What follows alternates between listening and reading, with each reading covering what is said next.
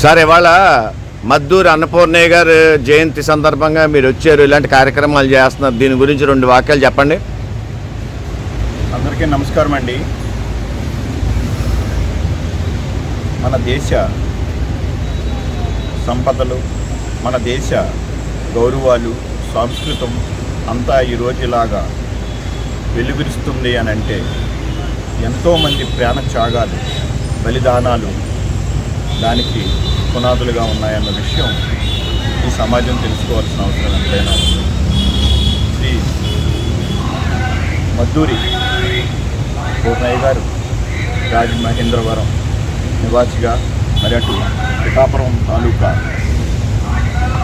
పుట్టి రాజమహేంద్రవరంలో నివసిస్తూ ఒక రచయితగా తనదైన రచనలతో ఈ సమాజంలో చైతన్యం కలిగించిన వ్యక్తుల్లో మొదటగా చెప్పుకోవాల్సిన వ్యక్తి.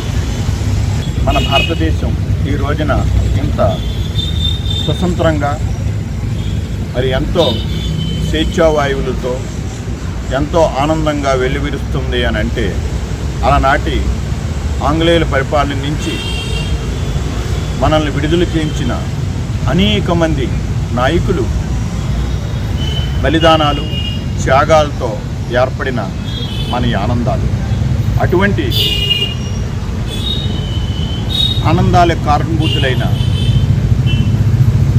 నాయకుల్లో రాజమండ్రి నివాసి, మరి క్రీస్తుశేషులు, స్వాతంత్ర సమరయోధులు శ్రీ మద్దూరి పూర్ణయ్య గారు. మరి శ్రీ పూర్ణయ్య గారు మన తూర్పుగోదావరిలో పుట్టి రాజమండ్రిలో స్థిరనివాసం ఏర్పాటు చేసుకుని తనదైన రచనలతో మరి ఈ యొక్క ఆనాటి కాలంలో అటు యువతలోని ఇటు మహిళలోని కూడా చైతన్యం తన రచనల ద్వారా చేసి ఎంతో పేరుగాంచినారు.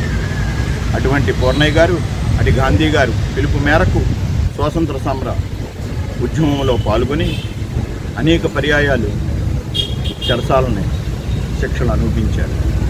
మరి రాజమహేంద్రవరంలో అనేక మంది స్వాతంత్ర సమరయోధులు ఉన్నారు.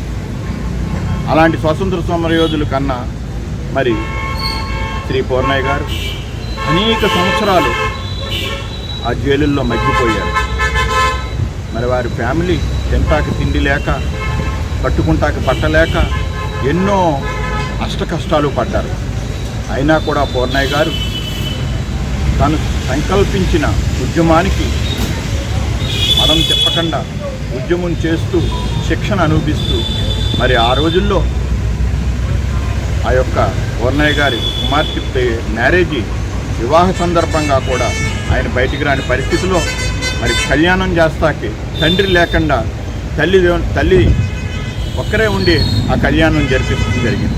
ఈ విషయాలన్నీ పూర్ణయ్య గారు నీలవేణి ఆయన యొక్క శ్రీమతి గారికి రాసిన ఉత్తరంలో మనకి కనపడటం జరుగుతుంది.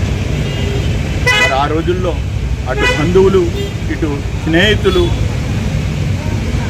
ఏం చెయ్యకపోయినా నీ వరక నువ్వు చెయ్యి అని ఆయన ఆ రోజున భార్యకి సూచిస్తూ జరిగింది. ఇంత త్యాగశీలి మనం ఈనాడు నడుస్తున్న భూమిలో ఆయన కూడా భూమి మీద నడిచారు అని చెప్పుకోవటమే ఈనాటి తరానికి ఎంతో గర్వకారణం అని చెప్పి చెబుతూ, అటువంటి త్యాగజనులు ఇచ్చిన ఈ స్వాతంత్రాన్ని సద్వినియోగం చేసుకుంటూ మన దేశ అభివృద్ధికి, మన దేశ ఉన్నతికి ప్రతి ఒక్కరం కూడా పాటుపడవలసిన అవసరం ఉంది. మరి పక్కవాడికి సాయం చేయాలనే ఒక జిజ్ఞాసతో ప్రతి వ్యక్తి వెళ్ళాలని శ్రీ పూర్ణయ్య గారిని ఆదర్శంగా తీసుకుని ధనమే ప్రధానం కాదు, సేవ కూడా చాలా ముఖ్యమని ప్రతి వ్యక్తి తెలుసుకోవాలని మరి శ్రీ పూర్ణయ్య గారు ఆనాడు తన యొక్క జీవితంలో అనుభవించిన విషయాలు మనం ఈరోజు తెలుసుకోవటం ఎంతో ముఖ్యమని చెప్పి తెలియజేస్తూ ఆయన జయంతిని పురస్కరించుకుని ఆ మహానుభావుణ్ణి ఒక్కసారి నివాళులు అర్పిస్తూ Rotary Club of Rajamahendram icon హృదయపూర్వక జోహార్లు తెలియజేస్తాం.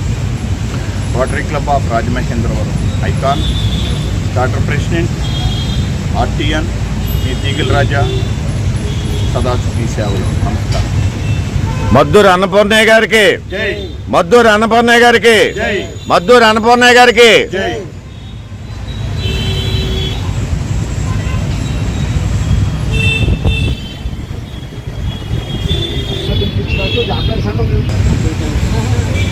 సార్, ఈరోజు మద్దూరు అన్నపూర్ణయ్య గారు జయంతి అండి. ఇలాంటి నాయకుడు మన రాజమండ్రి వాసి అయి ఉండి చాలా అదృష్టం.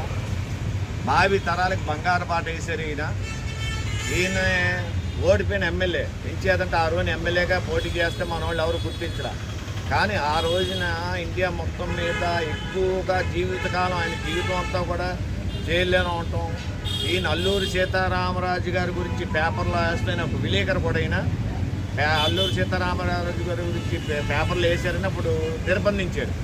గాంధీ గారి పిలుపు మేరకు స్వాతంత్ర పోరాటంలోకి వచ్చారు.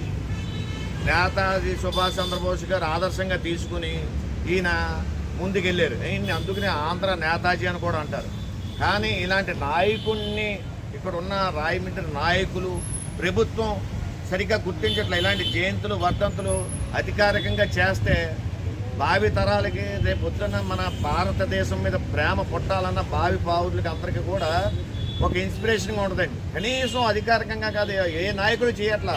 ఏదో నలుగురు వస్తున్నారు, చేస్తున్నారు. ఇవాళ తీగల రాజా గారు వచ్చారు, రోటరీ క్లబ్ తరపున వచ్చారు, ఏదో మేము వచ్చాం అంతేనే తప్ప ఇది కనీసం ఈయన మీద ఒక హరికథ కానీ ఒక బుర్రకథలు అలాంటివి ఉన్నాయి చాలా చెప్పవలసినవి.